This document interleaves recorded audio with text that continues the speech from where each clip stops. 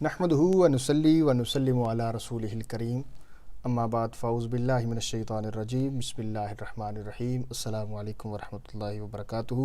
Programme انوار العلم میں آپ احباب کو خوش آمدید کہتے ہیں اور یہ پروگرام انفو ایئر میڈیا کی جانب سے پیش کیا جا رہا ہے۔ آج ہم تاریخ اسلام ایپیسوڈ 3 میں آپ احباب کی خدمت میں حاضر ہیں۔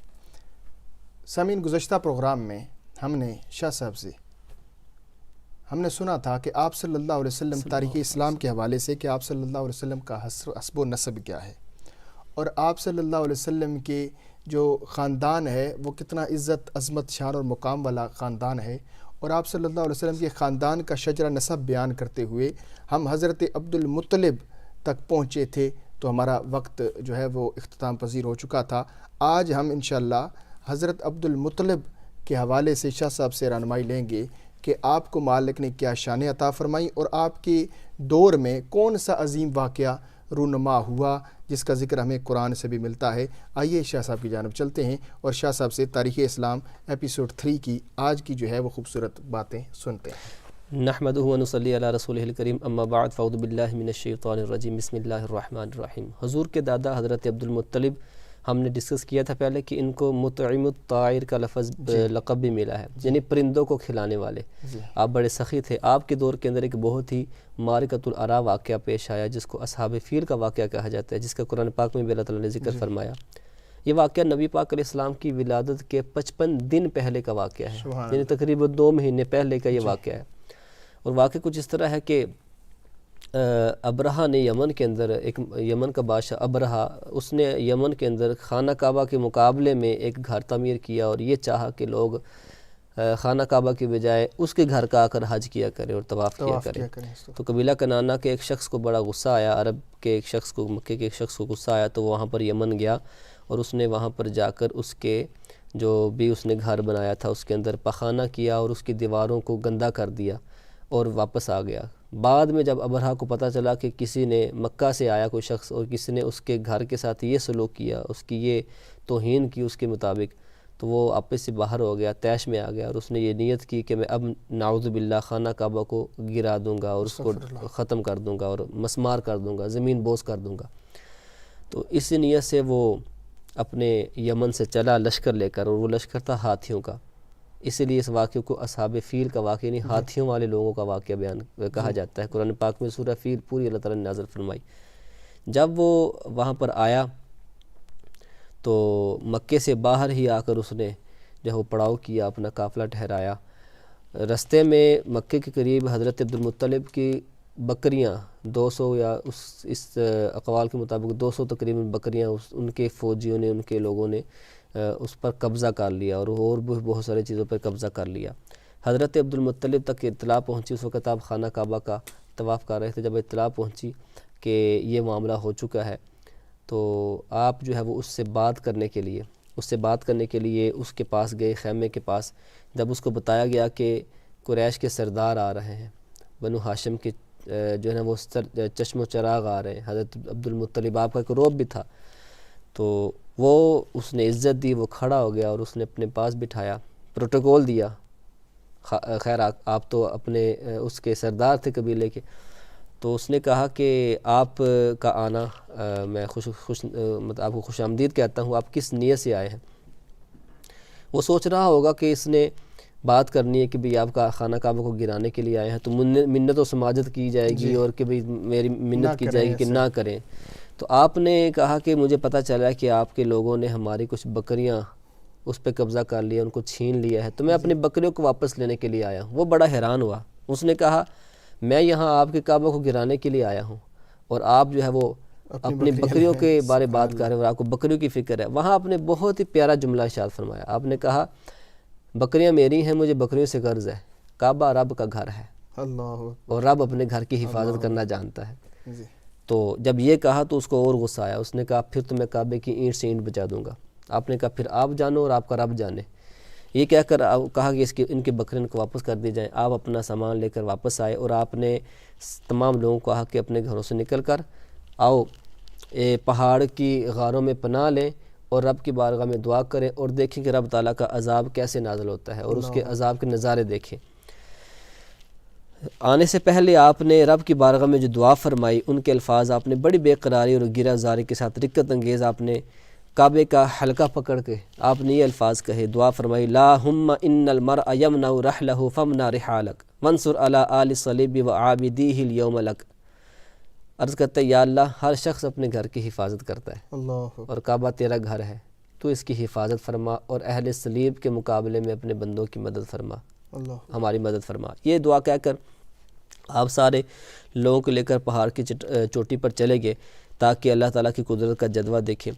ادھر ابرہہ اپنے ہاتھیوں کا لشکر کو لے کر آگے بڑھا، جب مقام مغمس پر پہنچا تو اس کا اپنا ہاتھی بھی جس کا نام محمود تھا وہ بیٹھ گیا، اور اس نے بڑی کوشش کی کہ اس کو اٹھایا جائے لیکن وہ نہ اٹھا۔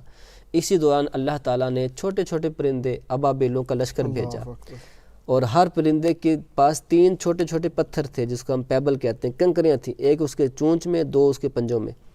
اللہ تعالیٰ نے وہ لشکر بھیجا۔ قرآن پاک میں رب تعالیٰ ارشاد فرماتا ہے، الم تر کیف فعل ربک باصحاب الفیل، اے محبوب کیا آپ نے نہ دیکھا کہ ہم نے ہاتھی والوں کا کیا انجام کیا؟ الم یجعل کیدہم فی تضلیل، کیا ہم نے ان کے جو ہے وہ مکر کو، ان کے داؤ کو تباہی میں نہ تبدیل کر دیا؟ اللہ تعالیٰ نے جب ان فرشتوں کو بھیجا تو ان کو حکم یہ ہوا کہ تم ان کے اوپر پتھر برساؤ۔ فرشتے کہہ رہا ہوں، ابابیل پرندے، چھوٹے چھوٹے پرندے اور چھوٹے چھوٹے کنکر انہوں نے اپنے چونچوں میں، اپنے پنجوں میں اٹھائے ہوئے ہیں۔ جب بھی کوئی کنکر وہ پرندہ پھینکتا اور اس ابرہہ کے لشکر کے کسی بھی جو ہے وہ شخص کے سر پہ لگتا تو وہ سر کو چیرتا ہوا اور جسم کو چیرتا ہوا، پھر ہاتھی کو چیرتا ہوا زمین پر گر جاتا۔ کتنی اللہ رب العزت نے اس میں شدت اختیار، پاور، یہ اللہ تعالیٰ کی یہ قدرت کی پاور۔ اور اسی طرح وہ سارے کا سارا لشکر تباہ ہو گیا، ابرہہ مر گیا اور سارے کا سارا لشکر تباہ و برباد ہو گیا۔ جب حضرت عبد المطلب نے یہ واقعہ دیکھا، یہ سارے نظارے دیکھے، تو اب آپ پہاڑ سے اترے، سارے لوگ اترے، تو آپ نے رب تعالیٰ کی بارگاہ میں شکر ادا فرمایا۔ تو یہ اس کرامت کی وجہ سے، آپ کی اس کرامت کی وجہ سے آپ کا جو جاہ و جلال اور عزت پورے قبائل کے اندر بہت زیادہ مشہور ہو گئی۔ یہ حضرت عبد المطلب رضی اللہ تعالیٰ عنہ کا، حضور کے دادا جان، حضور کے دادا جان، اور حضور علیہ السلام کے دادا جان نے ہی آپ کا نام بھی رکھا تھا۔ جب اس واقعے کے بعد نبی پاک علیہ السلام کی ولادت ہوئی تو حضرت عبد المطلب خانہ کعبہ کا طواف کر رہے تھے اس وقت۔ جب خانہ کعبہ طواف کر رہے تھے تو آپ کو پتہ چلا، آپ بھاگے دوڑے اپنے گھر کی طرف، حضرت عبداللہ کے گھر کی طرف دوڑے، ادھر آپ کی ولادت ہوئی تھی۔ تو آپ نے جب اٹھایا اور چاند سا چہرہ دیکھا حضور کا، تو آپ نے حضور علیہ السلام کا نام محمد رکھا۔ حضرت عبد المطلب رضی اللہ تعالیٰ کا یہ واقعہ مشہور واقعہ قرآن پاک میں بیان ہوا۔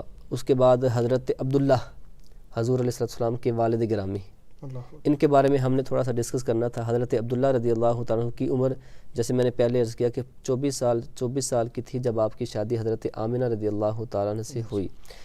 اور حضرت عبداللہ، چونکہ یہودیوں کو پتہ چل گیا تھا کہ یہ حضرت عبداللہ کی پیشانے میں نور مصطفیٰ چمک رہا ہوتا تھا۔ یہودیوں نے توریت کے اندر ساری نشانیں پڑھی ہوئی تھی، تو آپ کی جان کے دشمن تھے۔ ایک مرتبہ آپ جنگل میں گئے تو یہودیوں نے آپ کے اوپر پہلے بھی حملے کیے تھے، قاتلانہ حملے، تو یہودیوں نے جنگل کے اندر آپ کو قاتلانہ حملہ کیا آپ کے اوپر، لیکن اللہ تعالیٰ کی طرف سے کچھ ایسے لوگ نمودار ہوئے جنہوں نے ان کو مار بھگایا۔ اور یہ واقعہ، یہ اس وقت حضرت وہب بن مناف، جو حضرت آمنہ رضی اللہ تعالیٰ عنہ کے والد گرامی ہیں، وہ یہ واقعہ دیکھ رہے تھے۔ اس واقعے سے آپ کے دل میں حضرت عبداللہ کی بڑی ہی ایک نیک نامی اور آپ کی بڑی عزت ان کے دل میں بیٹھی، اور پھر آپ نے نکاح کا پیغام بھیجا حضرت آمنہ کے ساتھ۔ حضور علیہ السلام کے والد گرامی کا نکاح ہوا، نور مصطفیٰ حضرت آمنہ کے بطن تھر میں نمودار ہوا۔ 2 ماہ جب ہوئے حمل کو تو حضرت عبد المطلب نے حضرت عبداللہ کو ایک قول کے مطابق اپنے ننیال مدینہ شریف بھیجا کھجوریں لینے کے لیے، اور ایک قول کے مطابق ملک شام بھیجا۔ مدینہ شریف بھیجا تو رستے میں ہی جو ہے وہ آپ کو بخار لاحق ہوا، آپ بیمار ہو گئے اور آپ کا انتقال ہو گیا۔ جو جب یہ خبر آپ کے، یعنی ابھی نبی پاک علیہ السلام دنیا میں تشریف نہیں لائے تھے کہ نبی پاک علیہ السلام کے والد گرامی اس دنیا سے کوچ کر گئے، اور حضرت عبداللہ جب کا وصال ہوا تو آپ کے بارے جب آ کر واپس بتایا گیا تو کوہرام مچ گیا۔ نبی پاک علیہ السلام کی جب ولادت ہوئی، حضرت عبداللہ کا سایہ حضور علیہ السلام کے سر پہ نہیں تھا۔ اس سے ہمیں یہ بھی پتہ چلا نبی پاک علیہ السلام نے کس کن مشکلات کے اندر دین اسلام کو ہم تک پہنچایا، کن مشکلات کا سامنا کیا. 6 سال کی عمر میں آپ کے والدہ کا بھی انتقال ہو گیا. ابھی جب ہم آگے اس کو لے کر جائیں گے، نبی پاک علیہ السلام کا بچپن کیسے تھا، حضور کی پھر ولادت کے وقت کون کون سی برکات کا نزول ہوا اور ظہور ہوا. آج انشاءاللہ اتنا ہی کافی کہ نبی پاک علیہ السلام کے والد حضرت عبداللہ رضی اللہ تعالیٰ کا وصال ہو گیا، اور حضور علیہ السلام اپنی والدہ کے شکم اطہر میں تشریف فرما ہوئے، اور نبی پاک علیہ السلام کی ولادت دنیا میں جب ہوئی تو کون کون سے واقعات ہوئے انشاءاللہ ہم اگلی قسط کے اندر بیان کریں گے. حاجیو آؤ شہنشاہ کا روزہ دیکھو، حاجیو آؤ شہنشاہ کا روزہ دیکھو، کعبہ تو دیکھ چکے ہو، کعبے کا کعبہ دیکھو.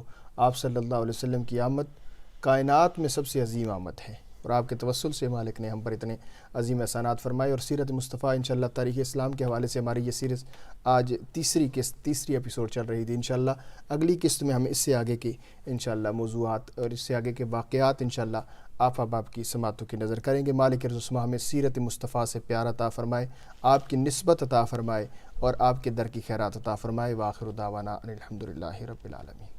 If you like this video, please give it a like and a thumbs up. Leave your comments below. Share it with your friends, your family and your children.